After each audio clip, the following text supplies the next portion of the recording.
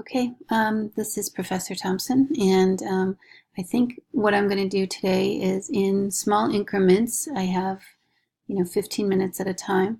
We're going to cover various sections of the lecture we should have covered on Monday.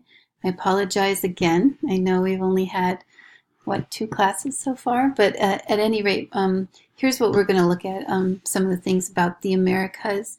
You can see from this section in our text, we're on chapter 24 and 25 is what we should have covered this week when we met. Most of your online assignments for this week revolved around the issues in chapter 25, dealing with what's going on in Africa before the arrival of Europeans. But since we're picking up the story around 1500 Common Era, that means that a lot of this is stuff that's happening after the Atlantic slave trade begins. So that's why most of the sources and things I asked you to look at deals with this kind of diaspora that's scattering, especially to the Americas. So these two topics have kind of an overlap between 24 and 25, those chapters. We're going to cover today in this lecture and the next few, chapter 24, which is looking at what's happening in the Americas. So you can see when you look at the textbook, and you review just the chapter beginning, the section, The Mysterious Identity of Doña Marina, she's really an interesting figure. And depending on what side of the kind of Spanish Aztec divide you are, she's either considered a great helper or a traitor by her people. She was a native to the Americas who ended up helping Cortez in the overthrow of the Aztecs. So read her story, it's pretty interesting, and she's kind of a neat primary source to consider.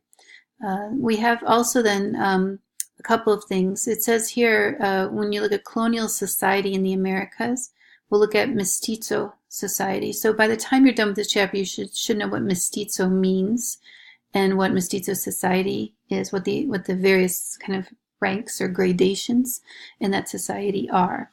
Also, when it says thing about encounters, the idea of conquest, so there's going to be uneven systems that we're dealing with here. Iberian empires, right? So Iberia is Spain and Portugal. And then they're talking mostly about the Central and South Americas. And then settler colonies in the North America. Of course, North America is less resource rich than South America is. No, gold or silver deposits. And so it'll be kind of leftovers for the later arrivals, like the Dutch, the French, and the British. So let's go to our lecture and consider, I'm not going to deal too much with mercantilism. Our book talks about economy in chapter 23 when it looks at the Europeans. So that's something we can come back to later. But I would like to look at a later part that we'll deal with. So let me get that. Okay, one of the things to consider with South America especially is a treaty that essentially divided the continent right down the middle. And this treaty is called the Treaty of Tordesillas. Our book talks about it a little bit. And it gave part of the lands of South America to Spain and another part to Portugal. So that's why when you look at like Brazil, today they speak Portuguese, but Argentina and other areas speak Spanish, right? So that kind of line is right sort of down the middle of the continent. Now, the interesting thing about the treaty is that it was mediated by the Pope. So, no European king could make this decision and, just claim land. They had to get approval, especially because the Iberian states are both very Catholic. They had to get approval from the papacy.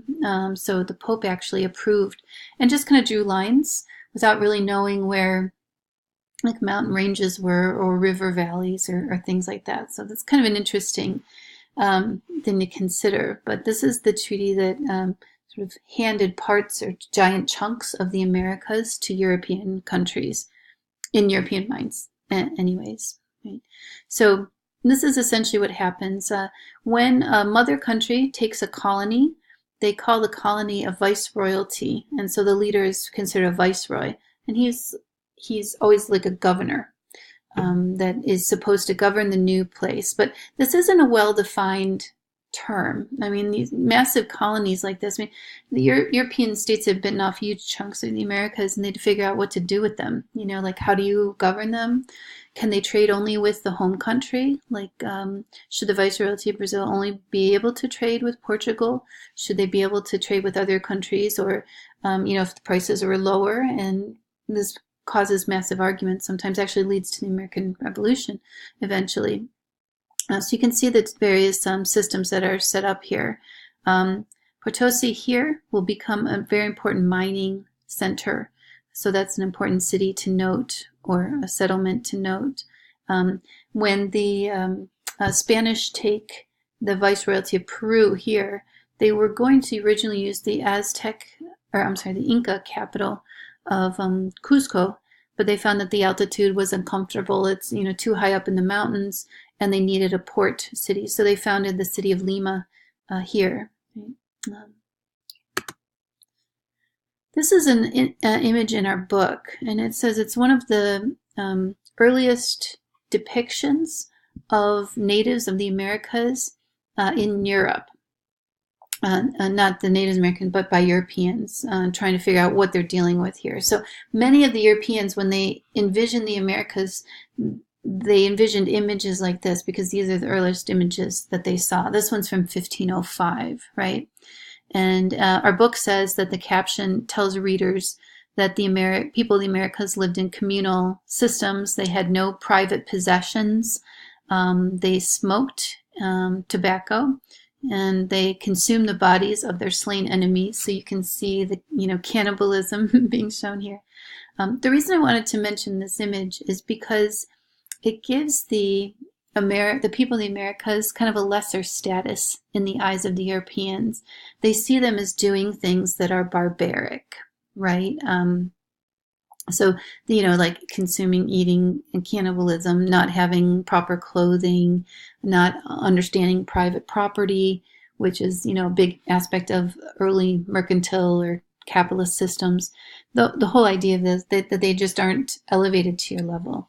And so that allows you to treat them very differently than you would treat fellow Europeans. You see them almost as lesser beings, right? So this is just to illustrate the European mindset, which we don't really believe this is true to much of a degree, but nevertheless, here's the propaganda, right? In page 538 of our text, they also have a primary source that shows the first impressions of the Aztecs when they see the Spanish. And it's kind of a funny source in a little bit of a way, because based on you know, gunpowder weapons and you know, the smell, the sound, all the things about an arquebus or some other kind of gunpowder weapon, armor, right? That says they clothed themselves in iron and they held iron swords. They don't know what the horses are. They refer to them as deer. And, you know, the fact that they're white or have white faces or chalky faces make them appear otherworldly to some degree. The dogs are large. And, you know, it says that the king of the Aztecs, when heard all this, was very terrified and fainted. Right now, the king of the Aztecs is Moctezuma. Is you know, he's a warlord. He's seen a lot. And the Aztecs were famous for like bloody human sacrifice. So I'm not sure that the you know, description of dogs and men wearing iron would have caused him to, you know, faint straight away. You can see from the introduction, it tells you that the document was based on indigenous accounts, like native accounts, but was filtered through Spanish sensibilities when it was written. So probably the fear and the stuff that they're talking about were really played up by the Spanish. And this really illustrates one of the big issues in dealing with the history of conquered peoples, is that, you know, a lot of, when the Spanish took over the Aztec, they destroyed a lot of their writings and texts, which were on the tree bark. Whole libraries were burned. The same thing probably with the Mayan civilization. So only stuff that was carved into stone, or maybe that the conquerors recorded, really survives.